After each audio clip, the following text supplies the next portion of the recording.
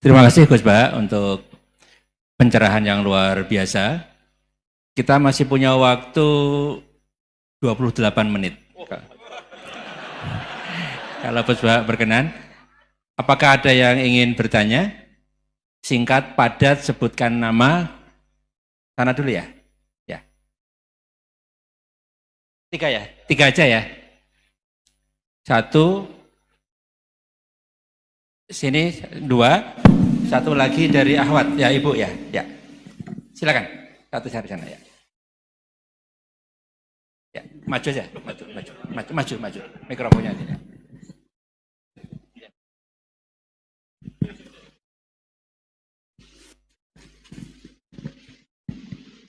Bismillahirrahmanirrahim. Assalamualaikum warahmatullahi wabarakatuh. Perkenalkan Gus Baha, nama saya Boyi, mungkin agak beda dengan pada umumnya. Saya bukan dari kalangan santri, tapi ketika mendengar ceramah Gus Baha pada awal-awal saya kuliah itu merasa kok kayak sebelumnya kenapa tidak masuk santri aja gitu. Karena ternyata toh yang diajarkan juga banyak dasar-dasarnya atau prinsip-prinsipnya yang sama dari jalur berpikir dan lain sebagainya. Yang ingin saya tanyakan di sini adalah ketika Gus Baha menyampaikan tentang diroyah, mungkin singkat saja Gus, apakah diroyah ini alat atau ilmu universal yang bisa digunakan ketika berdialog dengan orang-orang yang mengatakan itu kan kaidah kalian gitu, itu kan kaidahmu, ada hal-hal yang memang tidak bisa dipersamakan atau tidak bisa digeneralisir, ya mungkin seperti itu Gus. Dan juga yang terakhir, kalau boleh saya izin bersalaman boleh Gus. Kesempatan. Oke, Assalamualaikum warahmatullahi wabarakatuh.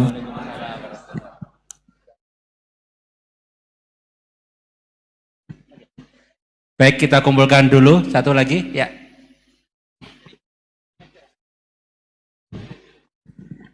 Cek. Bismillahirrahmanirrahim. Assalamualaikum warahmatullahi wabarakatuh. Ya, perkenalkan saya Taufik Satrio, biasa dipanggil Tosa. Ya. Ya. Singkatan. Baik, langsung saja mungkin untuk pertanyaannya. Di Yaumil Akhir nanti kan ada yang namanya Yaumil Mizan. Itu pertimbangan gitu kan. Nah, itu bagaimana kalau timbangannya itu sama, artinya seimbang. Apakah itu nanti akan berada di tengah-tengah antara surga dan neraka atau seperti apa? Kemudian yang kedua, itu terkait dengan perbuatan buruk ke orang lain. Ketika kita berbuat buruk ke orang lain itu kan kita istilahnya zalim kepada orang lain. Tapi di lain sisi, itu secara zahir kan seperti itu. Tapi di lain sisi, di akhirat itu kan kalau secara pahala, kita itu membantu orang lain mendapatkan pahala.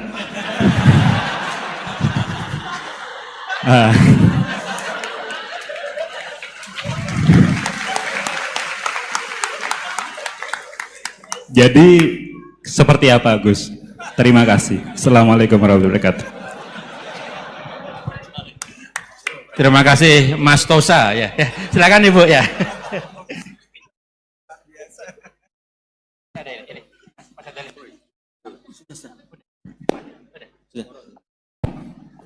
Assalamualaikum warahmatullahi wabarakatuh.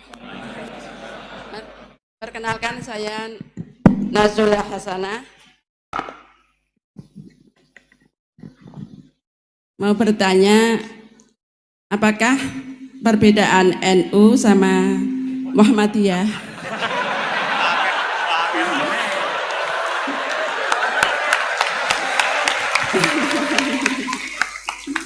Tadi kan dijabarkan. Terus dalam sholat subuh itu kan ada yang pakai doa kunut, ada yang enggak. Tolong jabarkan. Wassalamualaikum warahmatullahi wabarakatuh. Waalaikumsalam. Baik Gus, ini ada 3 penanya. Mas Boy tadi terkait dengan diroya, apakah ini universal, termasuk untuk yang non muslim bahkan gitu kan. Kemudian yang kedua dari Mas Tosa, hisab yang seimbang Gus, kasusnya gimana ini. Yang kedua terkait dengan kalau berbuat buruk kan membuat pahala untuk yang bersangkutan itu. Seperti orang puasa dikasih minum gitu kan ya. Ya.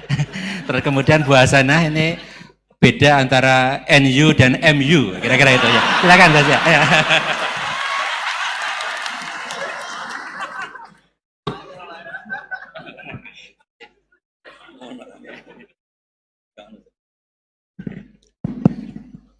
Bismillahirrahmanirrahim. Sebelum saya jawab, saya senang kalian semua senang dengan sesuatu yang taat itu. Banyak orang untuk senang nunggu maksiat dulu. Mungkin melihat perempuan yang tidak mahram, melihat sesuatu yang maksiat. Jadi ini spesial. Majelis ilmu tapi apa?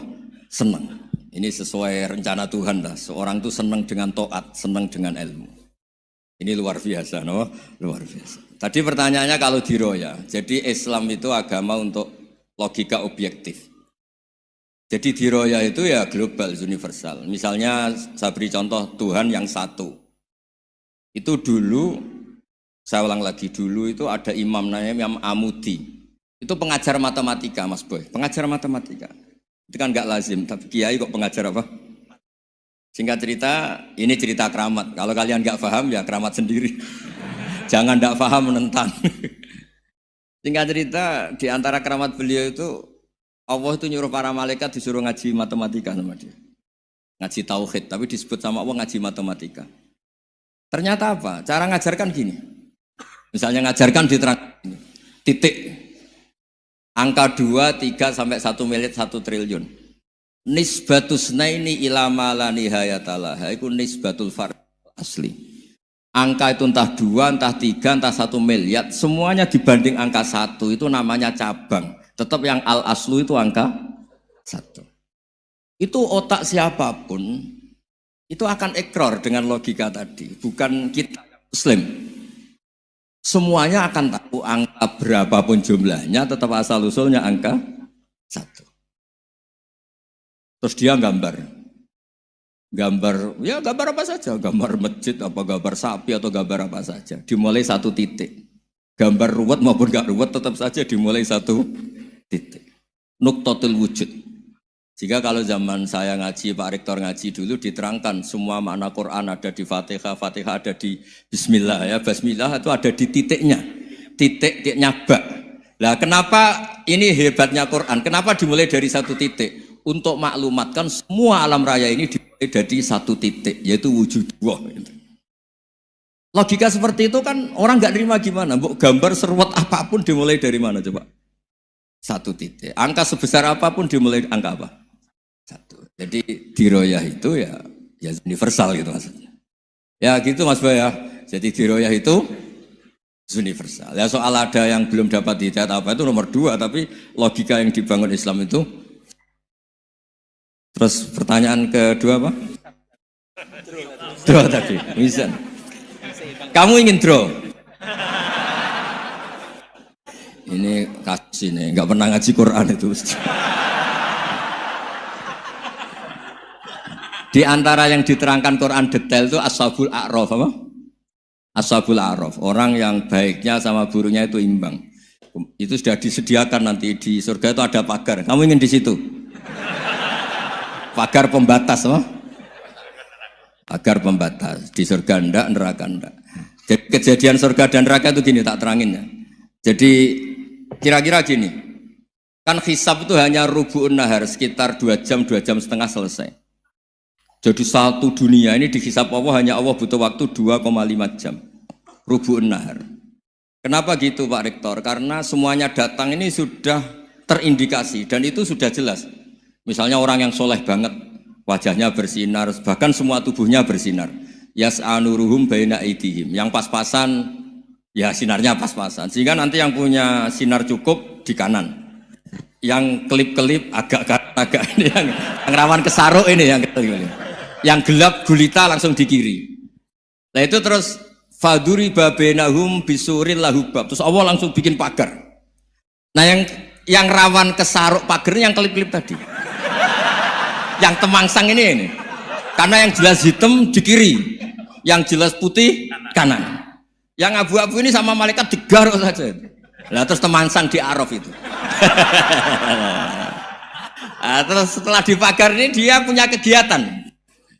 Kalau melihat neraka bilang Rabbana srif anna adzab jahannam. Kalau melihat surga ya Allah, ma kuntu asqa khalqik. Saya ini hamba Engkau yang tidak paling sial dan Kau Maha Rahman.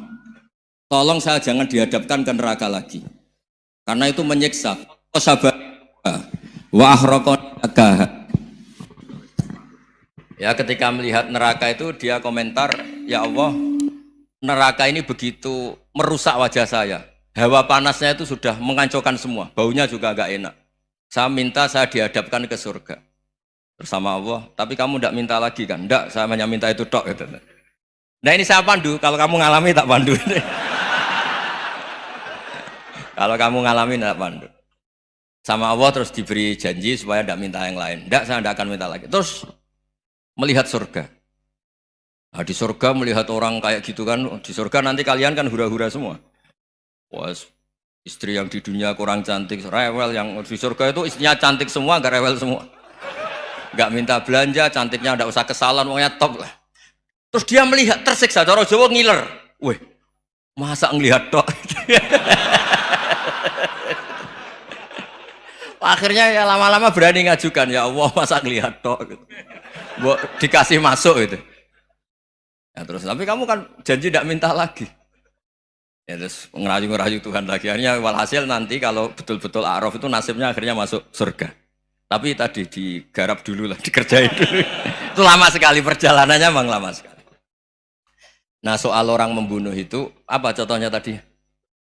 Berbuat buruk sama orang lain, ya apapun lah. Berbuat buruk sama orang lain itu, kalau faktanya nanti tobat, Allah yang bisa ngelola itu. Makanya Nabi pernah senyum-senyum, pernah tertawa-tawa. Sungguh ketika Allah menghendaki rahmatnya itu semuanya indah. Yaqtulul qatil fayatubu hadza. Jadi ada orang nyun sewu membunuh, terus dia tobat serius. Kemudian al-maktul yang dibunuh ini masuk surga karena madlum. Qatilnya karena tobat serius juga masuk surga. Ya begitu juga di kedoliman-kedoliman yang lain. Jadi ya makanya tobat itu penting sekali. Ya taruh saja begini yang terkenal ya, contoh. Wahsy itu jelas di surga karena syahid dibunuh Wahsy. Apa Hamzah? Hamzah ini jelas di surga karena matul syahidan, dibunuh secara syahid oleh Wahsy. Tapi karena Wahsy tobatnya serius, nanti juga di surga. Begitu juga keburukan-keburukan yang lain. Jadi tobat ini misalnya ada orang hartanya dicuri. Tentu yang dicuri ini kalau dia orang baik, ya mungkin secara formal lapor polisi, tapi kalau dia orang baik mungkin ridho lah, sudah itu, sudah ridho kan. Berkahnya ridho, dia menjadi orang baik karena ridho diuji Allah, hartanya apa? Dicuri. Kemudian yang mencuri tobat, entah harta itu dikembalikan, entah dikasihkan masjid sebagai amalnya yang dicuri, entah apa-apa, Allah ngasih tobat orang ini. Kemudian sama-sama jadi orang baik, kemudian sama-sama di surga. Makanya itu Nabi sampai senyum-senyum, betapa rahmatnya Allah tidak terbatas. Sama lagi, betapa rahmatnya Allah tidak terbatas. Bahkan qatil sama maktul bisa ngopi di surga bareng tadi itu. Karena ya tadi, masyhur itu. Yang paling legenda dalam sejarah Islam kan, saya pernah membunuh orang yang sangat dicintai Rasulullah. Sebagai tobat saya akan membunuh orang yang paling dibenci Rasulullah. Singkat cerita, Wahsy ini menangi bunuh Musailamah al-Kadzdzab, orang yang ngaku-ngaku Nabi yang merusak tatanan apa? Islam. Apapun itulah, cerita-cerita apapun itu. Makanya saya sering cerita, kalau preman pasar itu tobat, bu, jangan nyapu masjid. Tobatnya tetap di pasar, yang dulu pasar gak aman karena dia, sekarang aman karena dia. Jangan tobat terus nyapu di pasar, pasar diganti soksisennya, pengganti. Itu gak fair apa? Jadi kalau tobat itu harus seimbang dengan zaman salahnya. Zaman apa? Kayak Umar. Ketika dia kafir itu orang Islam dibikin takut. Terus ketika dia Islam, gantian orang kafir dibikin takut. Pertama dia Islam langsung marahnya Abu Jahal, awas kalau ganggu Rasulullah, ngadepin saya. Itu fair. Kenapa? Fair. Jangan tobatnya bikin orang takut, lah tobat ke masjid, nyapu. Yang di pasar diganti penggantinya tetap gaduh. Gak boleh, harusnya kalau lama bikin pasar takut, ya sekarang lama bikin pasar apa? Aman. Itu tobat yang apa? Seimbang. Ya kira-kira gitu ya. Nanti tak pandu kalau sudah di A'raf. Terus gimana? Yang ketiga NU sama MU. Satu itu beda seragamnya dan logonya.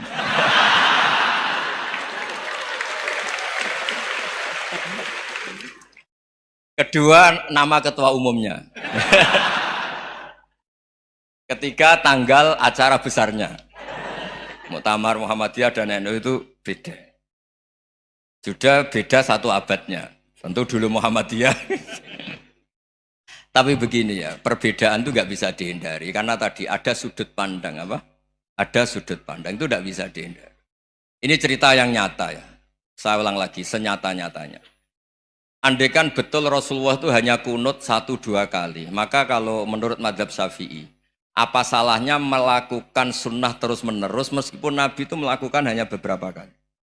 Karena pertama sesuatu yang pernah dilakukan Nabi pasti akan menjadi sunnah yang terus-menerus. Nabi itu puasa Senin Kemis juga tidak selalu. Salah kalau ada orang bilang, Nabi malah takut kalau ibadah sunat dilakukan terus-menerus karena nanti takut dikira wajib. Itu masyhur dalam kaidah usul fikih. Tapi yang tidak kunut juga tidak salah, karena ya tadi, Nabi ya pernah kunut, Nabi juga pernah tidak kunut, karena Nabinya orang banyak.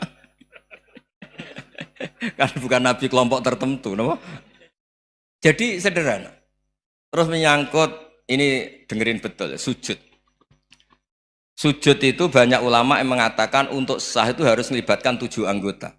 Umirtu an asjuda ala sab'ati azumin al-jabha wal yaden wal rukbaten wal qadamen. Saya diperintahkan sujud itu melibatkan 7 anggota, yaitu jabha, yaden, 2 tangan, 2 lutut, terus 2 qadamen.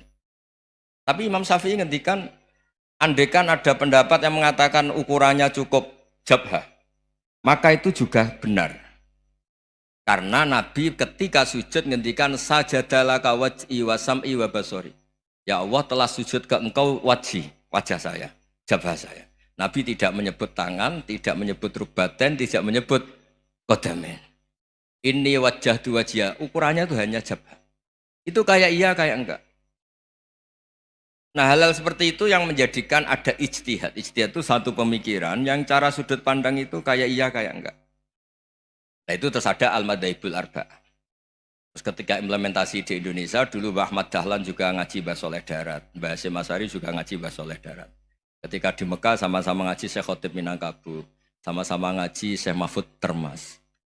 Jadi ya kalau di keluarga kita itu ya biasa aja, perbedaan-perbedaan itu selama masih ilmiah dianggap biasa aja. Karena memang ngelola sudut pandang itu nggak bisa ditertibkan. Nabi Yahya itu suka berkawan orang soleh. Karena berkawan orang soleh itu enak. Tapi kalau Nabi Isa suka dadani desa-desa tertinggal yang masih macam-macam. Ketika ditanya, kenapa engkau suka berkawan orang-orang gitu? Ana tabibun udawil mardo. Di mana-mana kiai itu ya nyembuhkan yang sakit. Jadi kalau dakwah yang sudah iman tuh akeh tunggale gitu. Tapi dakwah gitu kan tantangan. Itu sudut pandang. Ada nabi itu yang tertawa terus guyon terus. Yang satu murung terus. Ya sama Nabi Isa dan Yahya kan satu angkatan. Mali aroka dohikan. Fakaan nama tak manumin makrillah. Kamu kok tertawa-tawa terus, seakan-akan nggak ada adab saja.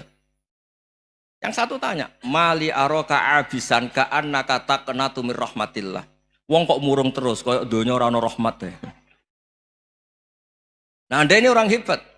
Guyu banter ya iso, nangis banter ya iso. Nah itu sudah orang kombinasi itu. Isa ya mau, ya mau, Muhammadiyah ya gelem, NU ya gelem. Ya maksudnya sudah biasa aja. Karena tadi konstitusi NU yang mengatakan ibadah harus ikhlas karena Allah, Muhammadiyah juga sama harus ikhlas karena ya sudah, kalau karena Allah sudah selesai kan. Yang menjadi masalah itu kan identitas untuk hadun nafsi, untuk diri sendiri. Kalau kita ikhlas masalahnya apa? Coba masalahnya apa coba? Imam Syafi'i pernah di Masjid Abu Hanifah yang tidak kunut. Beliau enggak kunut. Ketika tanya, lima ada taroktal kunut, ikroman di hadal madhab. Saya menghormati madhab ini. Jadi ya biasa. Sebaliknya juga sama. Orang-orang Hanafi kalau Imam Syafi'i kunut ya ikut kunut. Karena kalaupun Anda yakin itu tidak disyariatkan, kamu juga yakin itu tidak membatalkan apa? Sholat. Itu yang perlu dicatat. Kalau Anda tidak yakin sunat, kan tidak yakin kalau itu membatalkan sholat. Jadi sebetulnya kalau dianalisis secara keilmuan itu ya semuanya normal.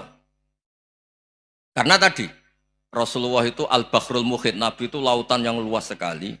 Orang akan mengambil air sesuai kapasitas masing-masing. Dan akan merasakan kualitas air juga sesuai kapasitas masing-masing. Orang yang sangat haus melihat air seteguk ini luar biasa. Tapi yang tidak haus mungkin melihat itu biasa-biasa saja. Jadi makanya saya mohonlah, sudahlah itu biasa saja, apalagi secara sanad ya sama, secara tradisi sama. Ya soal perbedaan tidak harus dengan NU, antara Muhammadiyah juga biasa beda. Mungkin di UI antar rektorat juga beda-beda.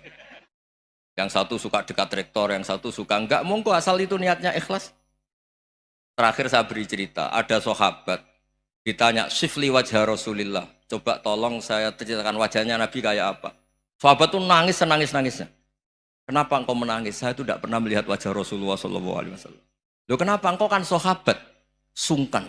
Sebagai bentuk penghormatan saya tidak berani melihat wajahnya. Sebagai bentuk penghormatan pada waktu Nabi, saya tidak berani sowan. Nabi di dalam punya keluarga, punya istri, punya cucu. Kalau saya sowan tuh ganggu. Ya masuk akal. Bentuk hormat itu tidak ganggu kan. Tapi ada orang-orang yang bentuk hormat, bentuk sayang itu sering datang ke majelis Nabi. Sama-sama masuk akal. Bisa didebat gimana? Sama-sama masuk akal. Ya sudah itu ijtihad. Maksudnya itu ijtihad. Itu sudah sama-sama masuk akal. Abul Hasan Asyadili itu kalau kemana-mana pakai mobil mewah, pakai baju mewah. Ketika ditanya, Anda ini ulama kok pakaiannya mewah, mobilnya mewah. Ben wong ra kepikiran nyangoni ya. Nah, tapi nak kowe tawaduk melas terus dibalekno umbalmu sakit. Ngono ra iso mulai kiai ini. Ya tapi misalnya semua gitu mesti ada yang salah paham, itu keangkuhan. Tapi kalau semuanya kelihatan gembel, nanti orang trauma jadi kiai. Takut kayak itu. Ya sudah, itu wilayah ijtihad, sudah tidak usah pokoknya sudah, yang penting ikhlas. Anda berani tanggung jawab nanti ketika ketemu Allah Subhanahu wa taala. Nggih, ngoten. Assalamualaikum warahmatullahi wabarakatuh.